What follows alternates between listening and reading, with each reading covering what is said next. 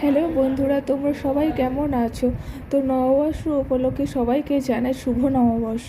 তো প্রতি বছরই আমাদের বাড়িতে এই নববর্ষের দিন গণেশ পুজো পালিত হয়। তো আজও সেই নববর্ষের জন্য আমাদের বাড়িতে হ্যালো বন্ধুরা, তোমরা সবাই কেমন আছো? তো নববর্ষ উপলক্ষে সবাইকে জানাই শুভ নববর্ষ।